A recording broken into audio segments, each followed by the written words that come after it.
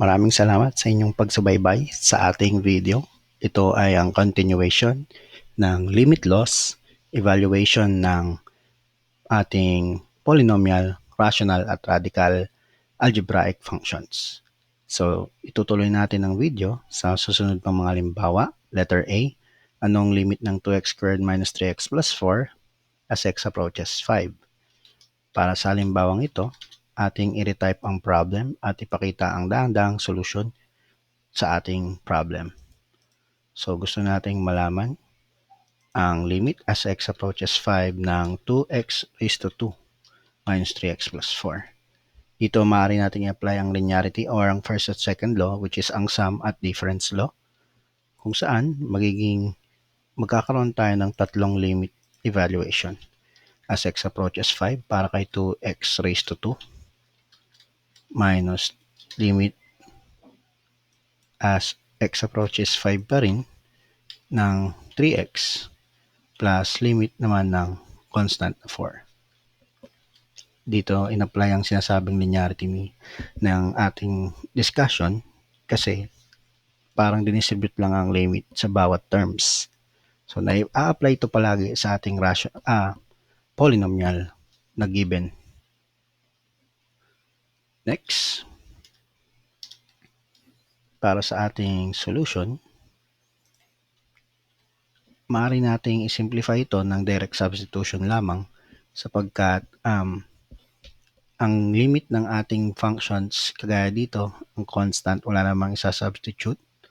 Para naman sa pangalawang term, direct substitution nito, ayon din sa limit number 8 o ang limit law number 8. Ang limit ng x as x approaches sa constant ay ang constant. Ganon din naman sa parabola. So magkakaroon lamang tayo ng 2 times 5 raised to 2 minus 3 times 5 plus 4. Ito ay magiging 2 times 25 minus 15 plus 4. At ang ating final answer ay 50 minus 15 plus 4, which is 39. Hindi na natin patutunayan sa mga susunod pang video, pero ito ay isang halagang note. Ang limit ng polynomial function as x approaches a constant ay pwedeng gamitan ng direct substitution. So, ibig sabihin ng itong komentong ito, hindi na natin talaga kailangan applyan ng limit law dito kung tutusin. Pero upang maipakita lang, in-apply ang limit law. Pero pwede mo naman talagang i-direct substitution lamang ang ating constant kapag nag-simplify or nag-evaluate ng polynomial function. Ano nga ba ang polynomial function? Yun ang mga function kung saan ito ay ang format nila ay ganito. Or ganito ang itsura ng isang polynomial function. F of x equals ax raised to n plus ax raised to n minus 1 plus dot dot dot plus a x plus a. Dapat ito ay merong subscript or pwede na lang nating lagyan pa rin siya ng subscript.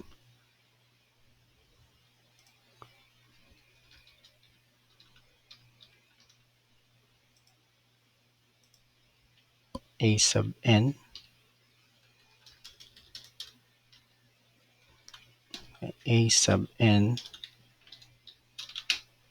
x raised to a sub n minus 1, a sub 1, then a sub 0. So ito ang isang polynomial function. Ibig sabihin yan, ang a sub n or a sub n minus 1 and so on ay mga constant. Ang x ay raised sa n minus 1 and so on. Hindi dapat or yung subscript hindi importante na dapat equal sa raised to n dahil letters or representation lang ang subscript ng a as iba-iba yung mga number. Pwede rin naman silang pareho. Pero ang ating function na x raised to n Pwede yan kahit anong number basta pababa siya. Or yan ang formal writing ng polynomial function. Dadako tayo sa example letter B. So para kay letter B, gusto nating malaman ang limit ng quotient as x approaches -2. Ang given function ay x cubed plus 2x squared minus 1 all over 5 minus 3x. X cubed plus 2x squared minus 1 all over 5 minus 3x.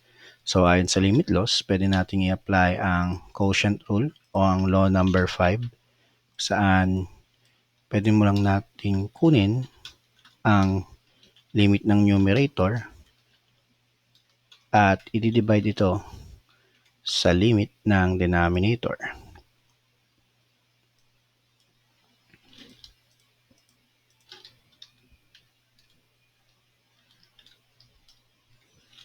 So, limit ng denominator is limit ng 5 minus 3x as x approaches -2.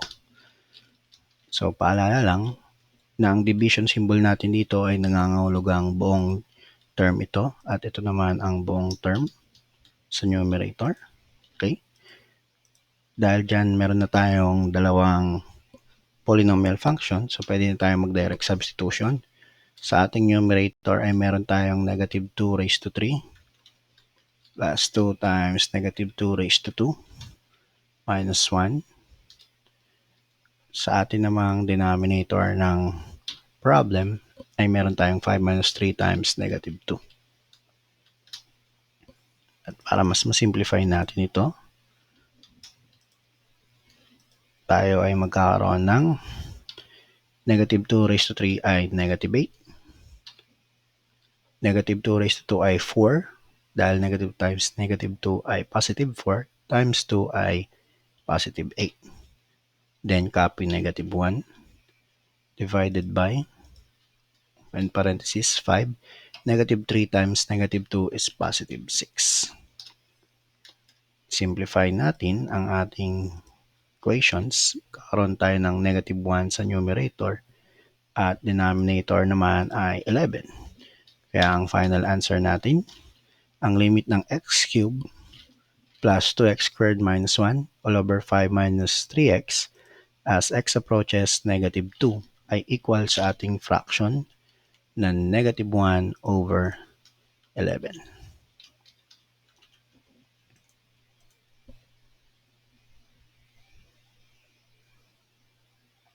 Dadako pa tayo sa ilan pang halimbawa gaya ng problem na ito. At pinapaalala ang isa sa mga limit theory pa na kagaya nito, ang limit ng x squared minus 1 as x all over x minus 1 as x approaches 1. Tandaan na hindi natin pwedeng i-apply ang quotient rule dito sa by direct substitution dahil pag sinubstitute ang 1 sa denominator ay magiging 0, which the limit does not exist. Ganun pa man, kung ating susuriing maigi ang limit theory na ito, kapag si f of x ay equal sa g of x when x is not a, then ang limit nila ay equal basta silang limit ay nag-i-exist. Assuming na nag-i-exist ang limit na ito, pwede natin masimplify ang ating rational expression dahil may common multiple si numerator at si denominator. Pakita natin ang ating tinutukoy. Gusto nating makuha ang limit as x approaches 1 ng ating rational equation problem.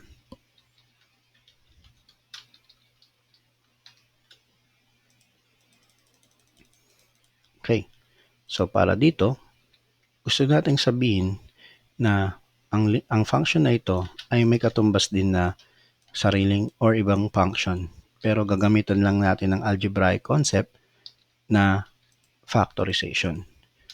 Sa konseptong ito, hindi mababago ang value ng limit dahil nga equal naman talaga silang dalawang function. Ang x squared minus 1 all over x minus 1 ay equal din kay x plus 1 times x minus 1 all over x minus 1. Na-apply natin ito kasi alam natin na hindi pwedeng maging x ay a. Dito, si a ay ang 1. You cannot have x is equal to 1 para sa graph ng function na to dahil magkakaroon tayo ng zero denominator. So, na-apply ang concept na ito. Ating itutuloy ang ating solution. So, this will be equal to the limit of makakancel ang ating x plus 1 at ang ating x minus 1 ang makakancel, matitira na lang ay x plus 1. So, direct substitution na lang to, 1 plus 1, which is 2. At ang sagot dito ay x equals 2. Pag ginrap nyo ang function na to, ang left at right hand limit ng function as x approaches 1 ay magiging 2. Tingin pa tayo ng isa pang halimbawa. So, ganun din dito. Ano ang limit ng g of x where x approach 1? Ngayon, meron tayong g of x na tinatawag na kapag ang function ay may dalawang value. Yan. Maaring nakita nyo na ang ibig sabihin nito, piecewise function. So, may dalawang piraso ng value kapag si x ay hindi 1 at kapag si x ay 1. Hindi importante ang value ng x ay 1 dahil sa previous ating video, napatunayan ang evaluation ay hindi related sa limit ng function. Titignan lang natin habang lumalapit si x kay 1 pero hindi equal kay 1. Dahil dyan, para sa problem na ito, ang limit as x approaches 1 ng g of x ay hindi importante doon sa x equals 1. Bagkus, ang titignan lang natin ay kapag si function ay x plus 1. Dahil papalapit tayo kay 1 pero hindi mag-equal kay 1. Kaya ang sagot dito ay 2 din.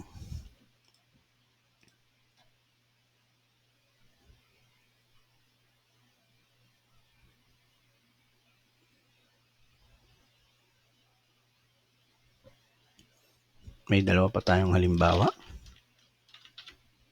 Ano ang limit ng 3 plus h raised to 2 minus 9 all over h as h approaches 0? Kagaya rin to ng kaninang halimbawa na rational expression kung saan hindi natin pwedeng i-apply ang quotient rule sabay direct substitution dahil magkakaroon tayo ng zero denominator. Pero para sa halimbawa na to, hindi natin kailangan ng pag-simplify pa gamit ang factoring. Para inyong makita, ang ating solution ay ilalathala rito ang limit as h approaches 0 ng ating function. So, 3 plus h raised to 2 minus 9 all over h. Ang gagawin lamang natin dito ay spread natin ang ating quadratic. So, magkakaroon tayo ng 3 times 3. Dahil sa FOIL method, kakaroon tayo ng h times h. Kakaroon tayo ng twice the product of a and b.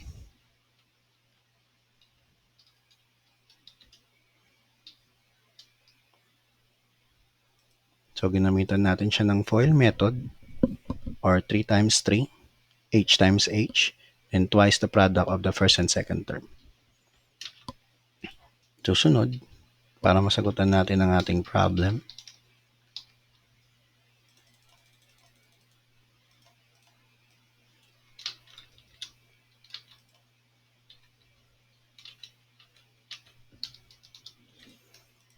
isi-simplify natin ang ating solution.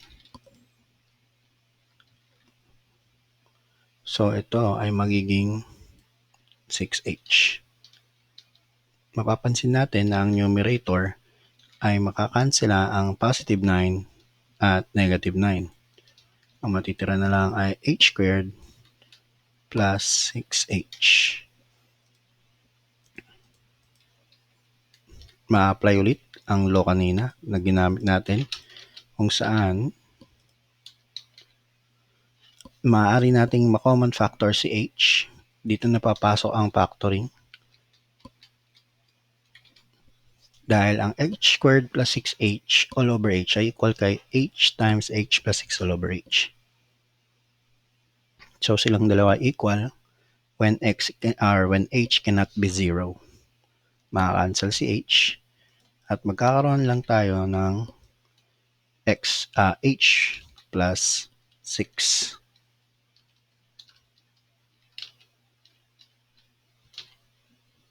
Dahil meron na lang tayong h plus 6, nga pala pag na-cancel sa h dito, hindi siya magiging 0. Ang ibig sabihin ng cancellation dito ay magiging 1. So 1 times h plus 6 is h plus 6, all over 1, which is h plus 6. At dahil dyan, matatapos ang ating solution sa direct substitution na 0 plus 6, which is 6 as final answer. So ang limit ng 3 plus h quantized squared minus 9 all over h as h approaches 0 ay 6. Para sa huling halimbawa, titignan natin ang radical expression na ito. Ano ang limit ng square root of t squared plus 9 minus 3 all over t squared as t approaches 0. So para sa solution nito, ating i-rewrite ang problem. Meron tayong t squared plus 9 minus 3 all over t squared. Para sa solution, kung maalala ninyo, sa ating mga rational or radical expression, para mawala ang radical expression, ginagamitan natin siya ng konsepto ng conjugate. Ang conjugate ay para mas masimplify ang mga radical expression. Para sa ating sample na ito, ang conjugate ay ang magiging positive, ang sign ng negative. So, ang conjugate ng ating t squared plus 9 minus 3 ay t squared plus 9 plus 3. Ang sense ng ating conjugate concept ay para mawala ang radical or ang square root sa solution. So, lagi nating kukunin ang opposite na operation. Kapag siya ay minus, magiging plus. Kung ang given ay plus, magiging minus. Next.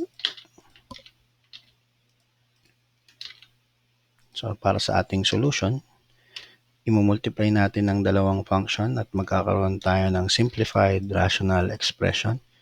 Yun ay magiging t squared plus 9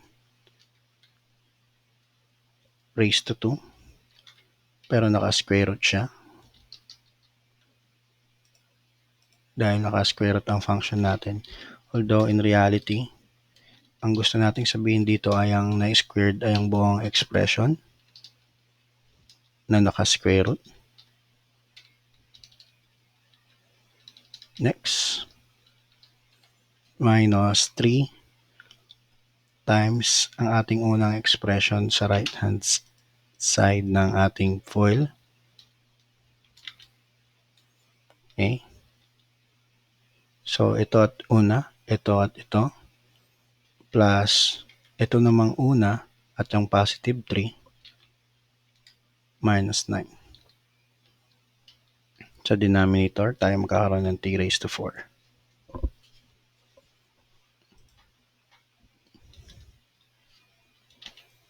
Kung masisimplify natin ang equation, makikita natin sa pag-apply ng ating conjugate ay makakancel ang dalawang middle term.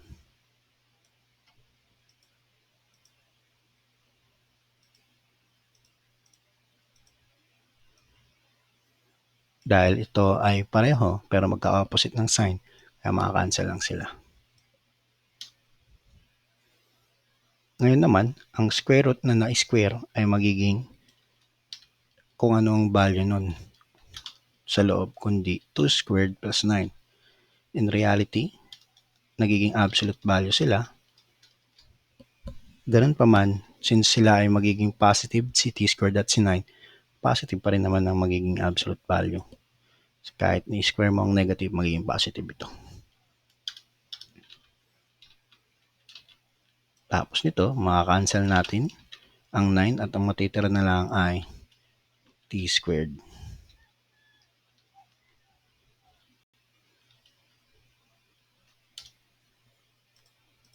So, magkakaroon tayo ng t squared all over t raised to 4. Ang sa parting ito, makakancel din naman si t squared. So magkakaroon tayo ng 1 all over t squared.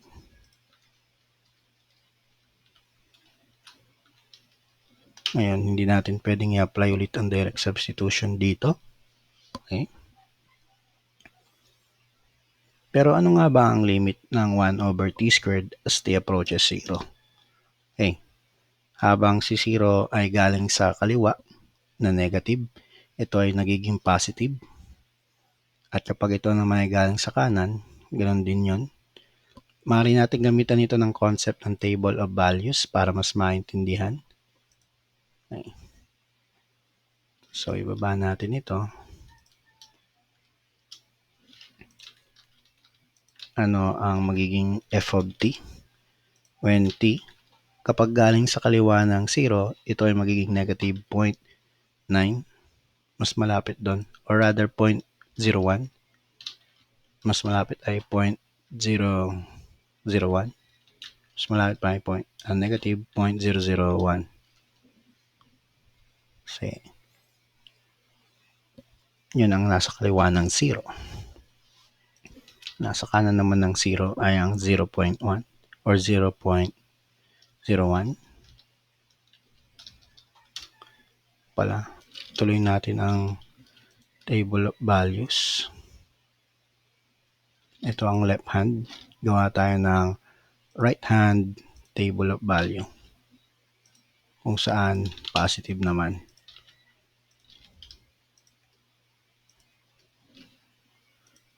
So, ang 1 over negative 0.01 squared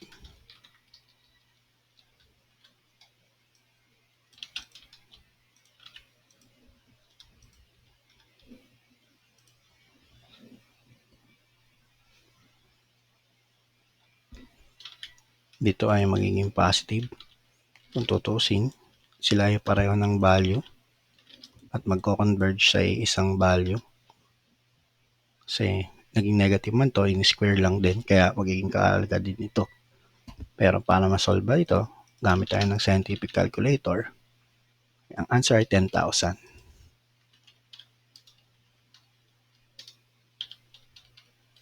Dagdagan natin ng 0. Magiging 1 million. At isa pang 0. Magiging 100 million.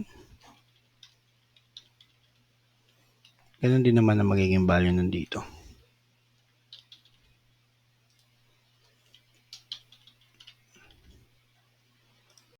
Anong ibig sabihin ng table of values na ito? Ang ibig sabihin ng ating table of values, ang left-hand limit ng function as x approaches 0 from the left, or dahil sinabi na natin left-hand limit as x approaches 0 ay infinity. Dahil lumabalusok siya sa walang hanggan. Ganon din ang right-hand limit. Dahil dito, ang sagot ng ating problem ay infinity. Sana'y nag-enjoy po kayo sa ating video. Maraming salamat sa inyong panonood. Mag-comment lamang po kung meron kayong mga katanungan. Magandang araw sa inyong lahat.